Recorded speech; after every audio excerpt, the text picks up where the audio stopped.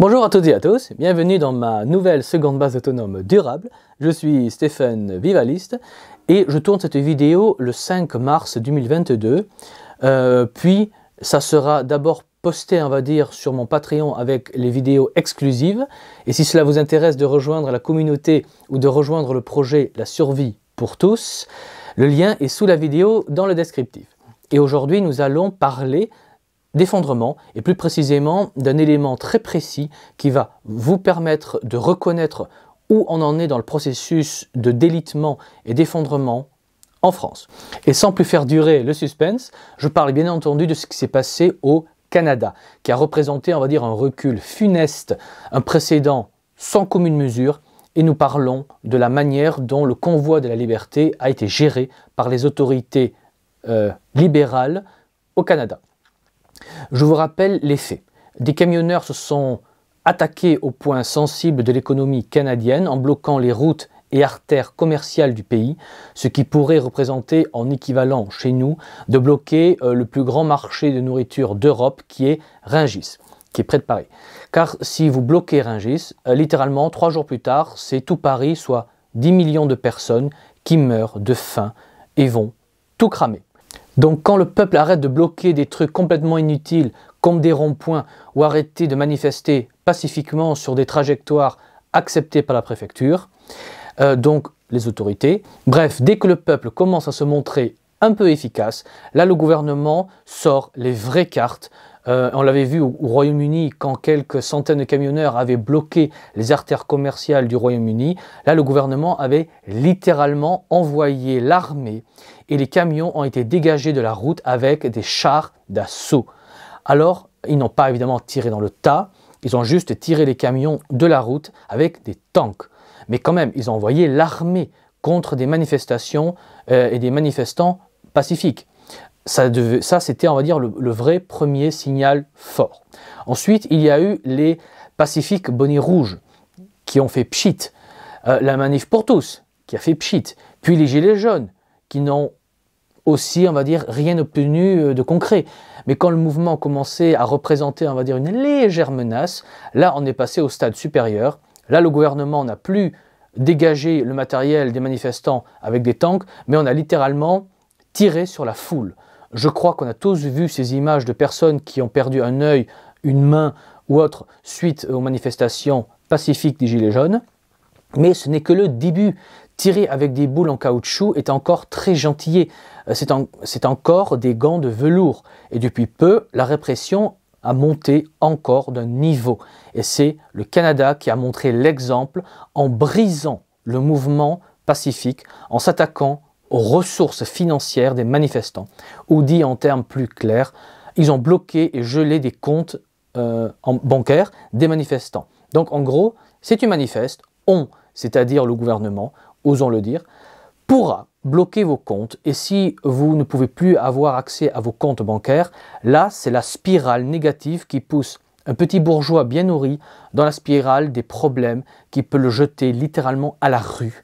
Et c'est ce qui effraie le plus le citoyen standard. C'est cette perte de son petit confort bourgeois, et je parle aussi bien des femmes que des hommes. Non mais arrêtons-nous un moment sur cette violence de cet état d'urgence. On vous condamne à la mort sociale, mais littéralement à la mort sociale, car sans compte bancaire, vous ne payez plus rien, car le blocage de compte peut très bien durer des mois et des mois. Et comment allez-vous payer vos factures ou tout simplement vous acheter de quoi manger ou de faire le plein ou de recharger votre carte de transport pour aller bosser? Je vous laisse imaginer les conséquences court, moyen et surtout long terme de ne plus avoir accès à vos comptes. Et croyez-moi, ça en France, ça va calmer l'écrasante majorité des gilets jaunes. Alors oui, vous aurez pas mal de gilets jaunes, de personnes qui vont faire la grande gueule, mais quand viendra le moment concret d'aller manifester et de voir ses comptes concrètement bloqués, là, il n'y aura plus grand monde. Et franchement, on ne peut pas le leur reprocher. Car beaucoup d'entre nous ont des familles et on n'a pas envie de voir ses enfants à la rue ou envoyés à la DAS ou autre institut. Donc, manifester va devenir un luxe que très peu pourront se payer. Et dites-vous qu'on est encore aux gants de velours en ce moment. Ce sont encore des mesures gentillettes par rapport au vrai potentiel qu'a l'État pour une vraie répression. Alors vous allez me dire, mais quel rapport tout ça avec l'effondrement? Eh bien c'est absolument central, car par effondrement, j'entends la disparition de l'État et des services de l'État. Et il n'y a que de très fortes émeutes généralisées partout dans le monde qui débordent les forces de l'ordre, qui puissent faire tomber le gouvernement et les gouvernements dans le monde, ce qui créera le grand effondrement. Car s'il n'y a qu'un ou deux États qui s'effondrent sur les 200 pays en gros que compte le monde, eh bien ce ne sera pas un effondrement généralisé. Ce sera un effondrement régional qui peut se corriger. C'est donc une crise. Mais moi je parle d'effondrement. Et avec l'effondrement, c'est généralisé. Et il n'y a qu'une seule chose qui puisse provoquer une rébellion généralisée, et c'est la famine. La faim qui pousse au désespoir les peuples. Alors regardez ce qu'on a appelé, on va dire, le printemps arabe, par exemple, qui fut une émeute de la faim et non un mouvement pour plus de démocratie ou je ne sais quoi encore. Alors certains pensent que c'est une maladie ou des ondes solaires, voire même un crash boursier ou je ne sais quoi, qui peut causer l'effondrement. Mais dites-vous que le gouvernement peut très bien gouverner un pays comme la France avec une population réduite à 100 000 personnes ou moins dans le pire des cas. Tant que la structure étatique reste en place, que les forces de l'ordre répondent à l'administration, eh bien le gouvernement ne s'effondre pas. Même si les familles personnelles des forces de l'ordre ont faim, mais là, ce sera encore autre chose si ça se produit.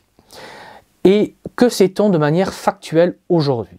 Eh bien, on a produit en 2021 officiellement que 60% des besoins en engrais azotés dans le monde pour cette année 2022. Et on sait factuellement que sans ces engrais azotés, les sols ne produisent pas grand-chose de qualité. Et cela ne pourra se traduire que par de mauvaises récoltes ou de très mauvaises récoltes de très mauvaise qualité, où tout ce qui est produit sera vraiment bas de gamme. Et donc ne sera pas très nourrissant. Et je suis un des rares à annoncer que les récoltes à venir vont être mauvaises et avec chaque recul de la production alimentaire au niveau mondial, on se rapproche des émeutes, de la faim.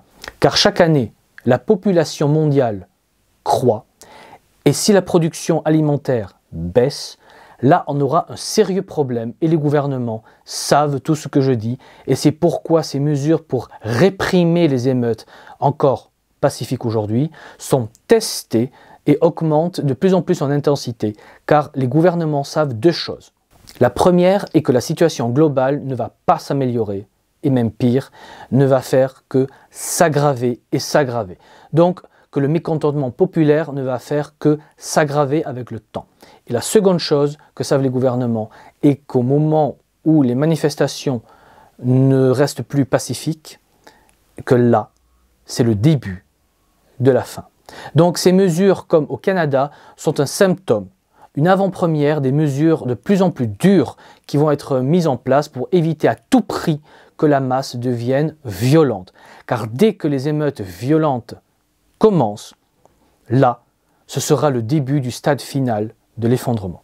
Donc si vous voulez que je vous donne un outil, un thermomètre survivaliste, entre guillemets, pour prendre la température de l'évolution du cheminement vers le stade final de l'effondrement, eh bien, je vous invite à regarder et analyser les mesures mises en place pour briser les mouvements populaires de masse, ou autrement dit, les manifestations du peuple.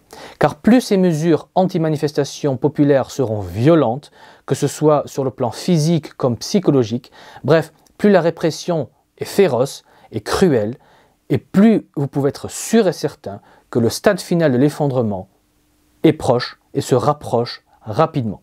Donc ce qui s'est passé au Canada est clairement une preuve officielle, factuelle et facilement vérifiable qu'on est bien dans un processus d'effondrement et qu'on a passé un nouveau stade, on a passé un nouveau cran et qu'on se rapproche un peu plus du stade final de l'effondrement qui va tous nous précipiter dans le chaos et la souffrance. Sauf évidemment celles et ceux qui ont rejoint un réseau organisé comme le Royaume, qui s'organise et se prépare justement pour non seulement survivre au choc de l'effondrement, mais on se prépare aussi pour nous permettre de se refaire une vie, entre guillemets, normale après le collapse sur le long terme, donc 20, 30 ans et plus après le collapse.